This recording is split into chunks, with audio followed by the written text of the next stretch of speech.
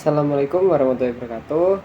Perkenalkan, nama saya Muhammad Rizka Faris dari Prodi S1 Administrasi Rumah Sakit dengan NIM 243169001025. Di sini saya akan mengerjakan tugas yang diampu oleh Bapak Dr. Haji NS Sudahar, Magister Keperawatan. Apa itu sensasi? Sensasi adalah deteksi awal terhadap energi dari dunia fisik melalui stimulus eksternal. Saat kita melihat, mendengar, atau merasakan sesuatu, itu adalah sensasi. Ketika informasi ini mulai diproses di otak kita, maka itulah yang disebut dengan persepsi. Persepsi berasal dari bahasa Latin, yaitu perceptio, yang berasal dari tindakan menyusun, mengendalikan, dan menafsir informasi. Sensoris adalah proses aktif di mana otak kita tidak hanya menerima informasi tetapi juga memprosesnya dan menafsirkannya berdasarkan pengalaman kita sebelumnya. Perbedaan antara sensasi dan persepsi. Sensasi hanya sekedar kesan dari si stimulus yang diterima indera tanpa pengolahan lebih lanjut. Sedangkan persepsi melibatkan pengalaman, dan interpretasi lebih dalam tentang stimulus yang ditangkap. Jenis-jenis persepsi. Persepsi visual melalui penglihatan, persepsi auditori melalui pendengaran, persepsi penciuman melalui bau, persepsi pengecapan melalui rasa, persepsi perabaan melalui sentuhan, persepsi selektif yang terjadi ketika kita memilih hanya informasi sesuatu sesuai minat dan harapan kita. Proses persepsi. 1. Stimulasi indera, di mana panca indera kita menangkap rangsangan dari lingkungan. 2. Seleksi, yaitu memilih rangsangan yang akan diproses. 3. Perorganisasian, di mana otak kita mengelompokkan informasi yang diterima. 4. Interpretasi dan evaluasi, memberi makna pada informasi lebih lanjut.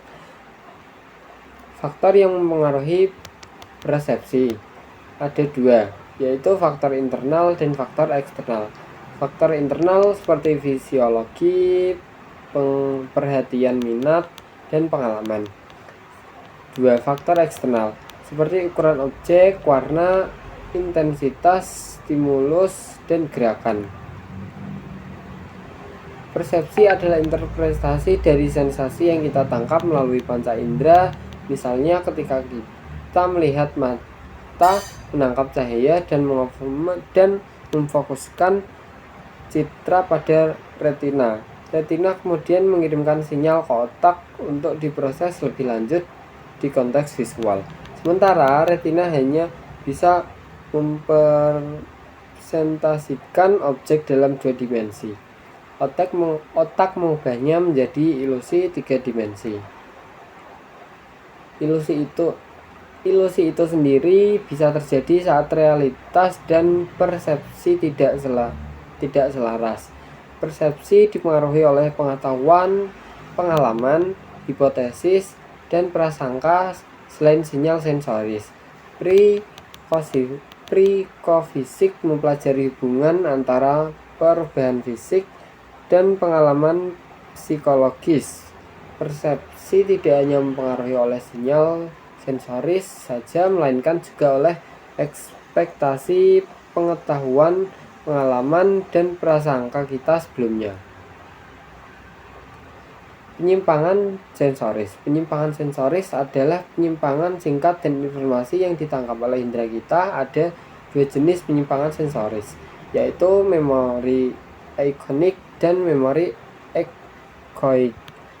Memori ikonik adalah penyimpanan visual jangka pendek yang bertahan sekitar 1 detik, berfungsi untuk memberi waktu pada otak menangkap informasi dari mata setelah 250 ms hingga 4 detik. Informasi tersebut mulai memudar atau hilang.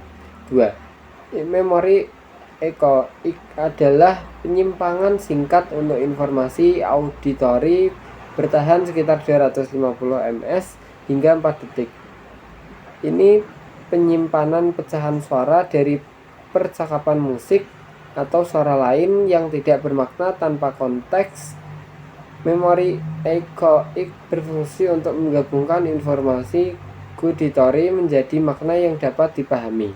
Penyimpangan sensoris berfungsi untuk menampung informasi eksternal secara sementara sebelum diproses lebih lanjut.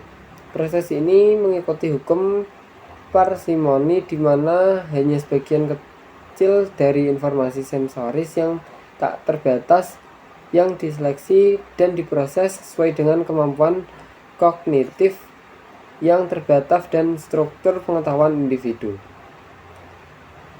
Atensi adalah proses kognitif yang menyeleksi informasi penting dari lingkungan sekitar kita. Dengan begitu otak kita tidak kebanjiran informasi yang terlalu banyak.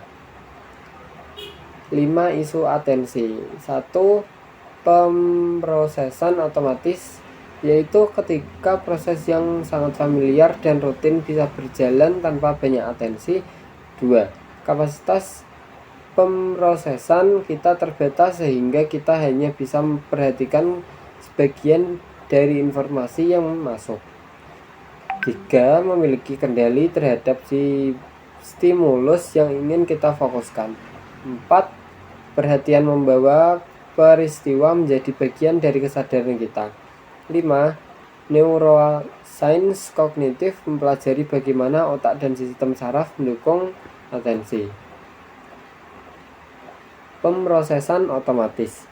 Pemrosesan otomatis ini terjadi tidak melalui struktur berpikir lewat central road dan rute sentral, tapi bisa jadi melalui peripheral road atau rute periferal yang memang terkenal dengan pemrosesan informasi yang bersifat lebih impulsif atau reaktif.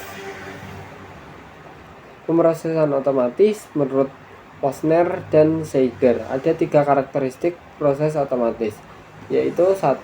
Proses ini muncul tanpa niat atau tujuan yang disadari. 2. Proses otomatis terjadi di luar kesadaran, misalnya efek priming. 3. Proses ini tidak memerlukan banyak usaha atau sumber daya mental, contohnya seperti mengemudi di rute yang sudah sangat familiar, di mana Anda tidak lagi memikirkan setiap langkahnya. Kesimpulannya, untuk memahami dunia di sekitar kita, otak kita menjalani proses dari sensasi resepsi hingga seleksi informasi dalam banyak situasi agar kita bisa tetap fokus dan tidak terbebani dengan informasi berlebihan. Sekian dari saya. Apabila ada kata tutur salah, wassalamualaikum warahmatullahi wabarakatuh.